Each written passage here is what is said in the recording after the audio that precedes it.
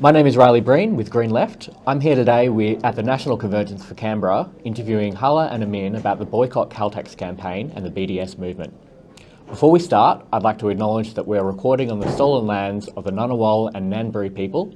Sovereignty was never ceded, and it always was, always will be Aboriginal land. If you like the work we do, please become a Green Left supporter if you're not already. Plans start from just $5 a month. Begin by asking Hala and Amin about the BDS campaign and the Boycott Caltex campaign in particular. So boycott, divestment and sanctions is a non-violent action and it's a coalition of Palestinians who have come together to identify targets which have been complicit in the occupation, the ethnic cleansing and the genocide against Palestinians. And so really the criteria of how they measure or how they determine what is a target is complicity versus achievability. We want to make sure that we're identifying targets to companies which are the most complicit, but also which are achievable wins as a movement. And so that's why it's about being targeted and being strategic. So identifying a few very specific, very complicit targets that we can boycott, and we can also run divestment campaigns. And from there, we can also hopefully even get sanctions as well against certain states. And so that's the BDS movement. It's all of this is run by the Boycott National Committee, the BNC, and those targets are usually revised, and obviously they run very targeted campaigns. Within boycotts, we have specific targeted boycotts, which are where we run campaigns against them, and this BNC will actually run campaigns against them. Then there's organic boycotts, which are targets that the BNC supports, but the general public has run campaigns against them. So the BDS movement will not participate or run specific campaigns, but they will support and having those targets boycotted. And obviously divestments are going to be companies which B2B, business-to-business transactions is actually to divest and not invest in those specific targets. And so if we talk about boycotts, we're talking about the Chevrons, we're talking about McDonald's. McDonald's. And I think it's really important to realise that consumer boycotts and then pressure targets are two different things. A lot of people will be like, you can't use Google, but BDS, the best thing about it strategically, it's really easy to do. So in terms of Boycott Caltex, it's very easy to boycott a Caltex fuel station because you can go anywhere else to get petrol. And so in terms of Chevron and Boycott Caltex, Chevron owns Caltex fuel stations in Australia, but actually in America they are Chevron fuel stations, and so the consumer boycott for Chevron in Australia is Caltex, and so it makes the most sense for them to be a consumer boycott because you're not giving your money to Caltex service stations. But it wouldn't make sense in Australia to make Chevron the consumer boycott, because how do you really boycott Chevron and make a difference? And so that would be Caltex, because Chevron owns Caltex and obviously makes money from them. And you've already covered that a little bit, but there are a few different boycott lists floating around. You see a lot of them on the internet. And some of them are really massive with many, many, many targets. You get those apps you can download that, you take to the store and you scan different codes. And I think for a lot of people, it's hard to make sense of exactly what they should be doing, how much they should be doing, what's actually useful or not. And sometimes it can just be very overwhelming. So how would you say people can try and make sense of how they can actually do the most good? I would say jump on BDS, like the official BDS Australia or just the BDS website or Instagram or Facebook, and look at the official list. And for me personally, I say to people, until you have that list done 150% for the consumer boycotts and you're doing a couple of pressure things as well, then look at other things. But that list is not random.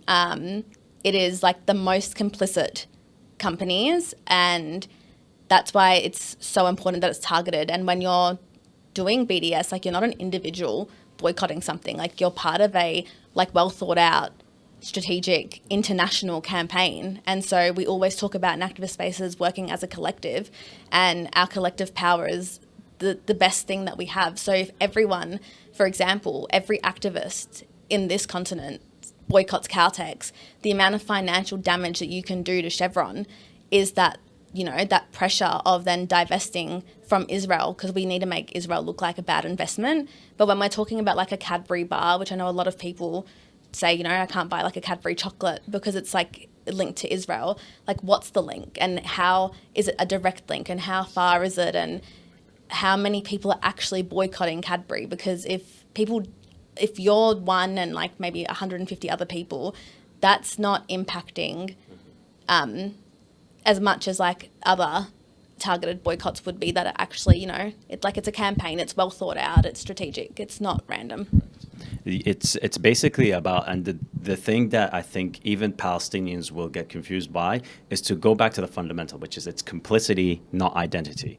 We're not looking for companies that are Zionists in their name or whatever. We're looking for companies that are most complicit.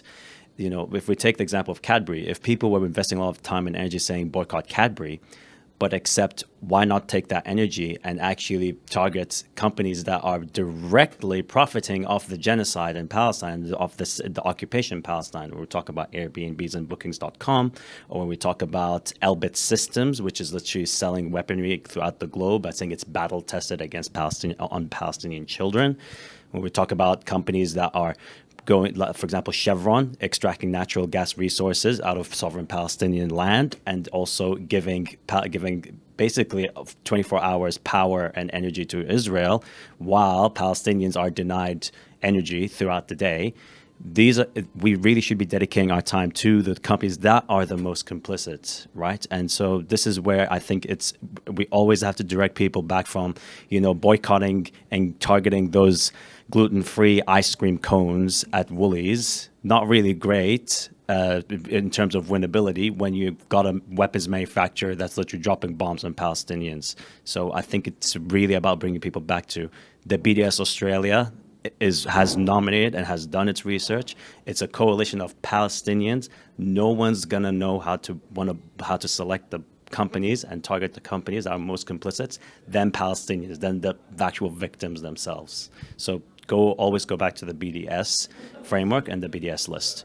And you talked about the companies on the BDS list being the most complicit.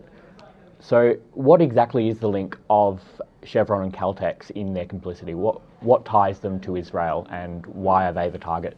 Yeah, I could take that one. So Chevron, as Hala mentioned, Caltex is a subsidiary of Chevron. And Chevron extracts natural gas, the majority of natural gas, I think it's about 70% of natural gas of offshores from what is deemed Palestinian sovereign land. And so that natural gas firstly generates billions of dollars in revenue. And a lot of that is paid to tax to the Israeli government, which we know that Israel then uses to invest in weaponry and to continue to build settlements, which is illegal under international law and humanitarian law. Pardon me. We know that Chevron also does that. Natural gas is used to provide resources and power to Israelis and to settlements as well, which are powered 24 hours a day. Meanwhile, Palestinians are denied electricity throughout the day purposely by the Israeli government. So here we have a company that is extracting natural gas. It is profiting a pariah state. It is funding and aiding the settlements and profiting off the building of settlements. Meanwhile, it knows that it's actually denying Palestinians the basic fundamental human rights in terms of livability. An argument you often hear from the opponents of BDS is that BDS is equivalent to the Nazis boycotting Jewish businesses in 1930. So just to be clear, is Caltex an Israeli company, or is it owned by Jews at all?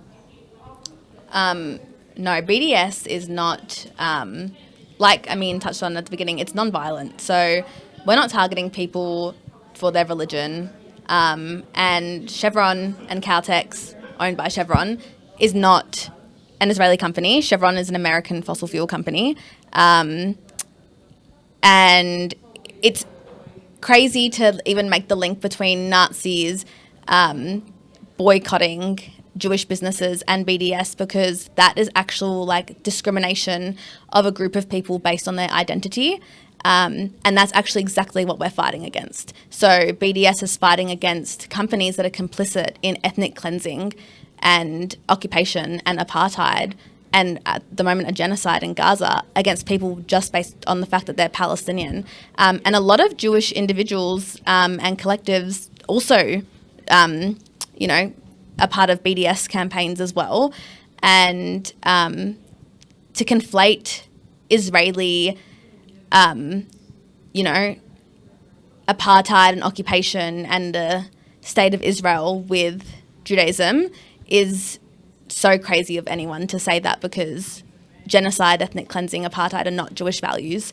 And, Jewish Palestinians exist as well, who are also living under occupation and have been ethnically cleansed as well. And so we're fighting against all of that, and BDS would fight against all of that. Well, I think an example that's better to compare between BDS and Palestine is actually going to be BDS with South Africa, because that one wasn't based on identity, it was based on complicity. The government was very much putting the people under an apartheid regime where it subjected them to segregation based on basically everything between the bathrooms, toilets, buses, transport, jobs, and accommodation where they lived. The indigenous people of South Africa were physically assaulted. They were denied opportunities. They were denied their land. And really, we saw that as a global movement, BDS was actually pivotal in bringing down the apartheid system in South Africa. So I think, we should move away from identity and focus on complicity, as Hala mentioned. South Africa is an example for us, and it really, at BDS Australia, took inspiration from South Africa, and this is exactly why BDS exists. And what's your response to the weaponization of claims of anti-Semitism that gets used by Zionists and the political establishment? Everything's anti-Semitic to them. Yeah, I think Zionism as a project is the most anti-Semitic project in the world. Jewish people should be safe everywhere in the world, and to say that Jewish people should have one area in the world where they exist just so they can be safe, but that comes at the cost of the safety of other people. It is not anti-Semitic to say that everyone has the right to self-determination, so long as that doesn't take away the self-determination of other people, which is exactly what's happening. And when I say Zionism is anti-Semitic in itself, it is crazy that this discrimination that was created by white European people, because they didn't want Jewish people in Europe anymore. I mean, we saw the Holocaust. We know that's exactly what they didn't want. They decided to get rid of all of the Jewish people who were living there. And after what they did with the Holocaust, of course, there was no thought of what would then happen to Palestinians and ethnic cleansing. So, like I said before, genocide, occupation, then none of those things are Jewish values. We have amazing Jewish comrades. We have Jewish Palestinians and Jewish Arabs as a collective as well, who are also very much affected by Israel's existence and Israel's apartheid system and occupation and genocide as well. BDS targets, none of them are Jewish. And that in of itself should tell you everything. There's nothing anti-Semitic because none of them are Jewish targets. It's not based on identity, it's based on complicity. Elbit Systems is not a Jewish company. It is an Israeli defense company.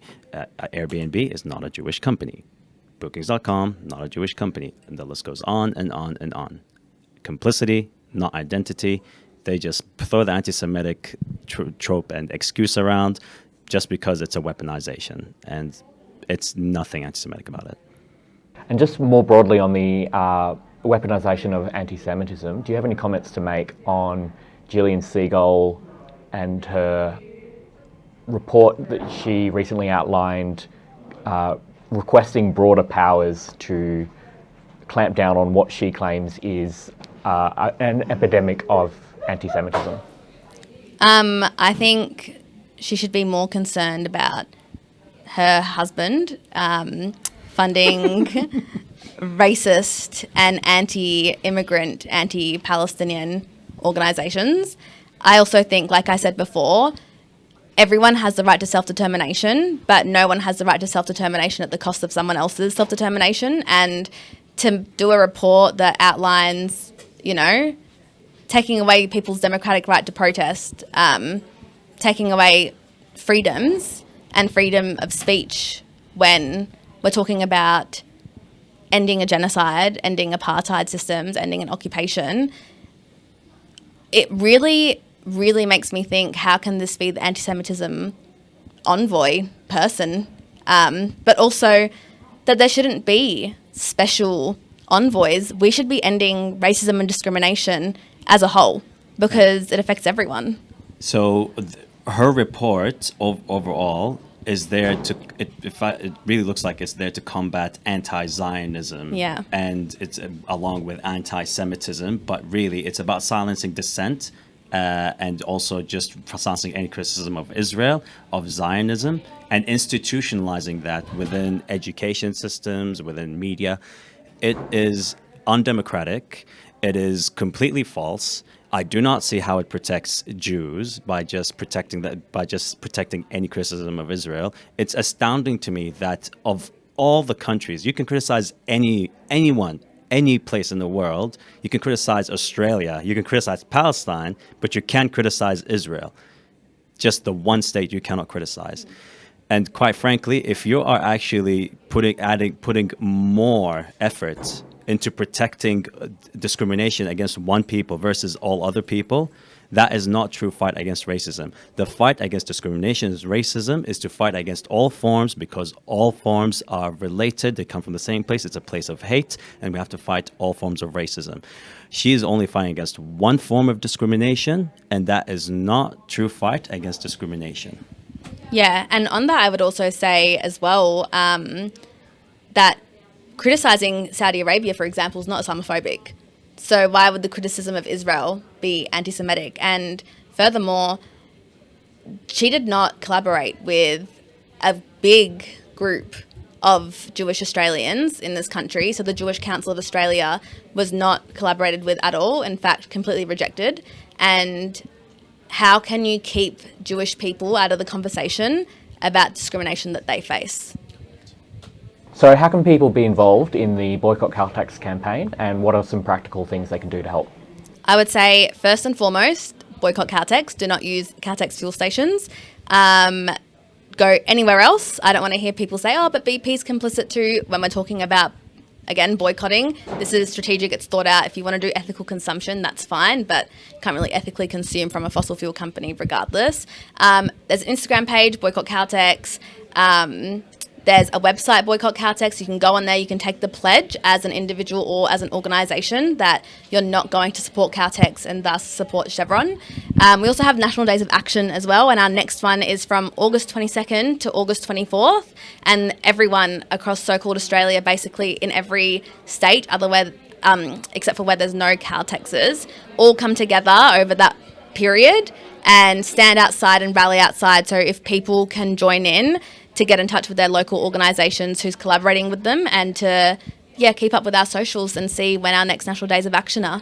That brings us to the end of the Green Left show. Thanks Hala and Amin for your time. We'll see you next time.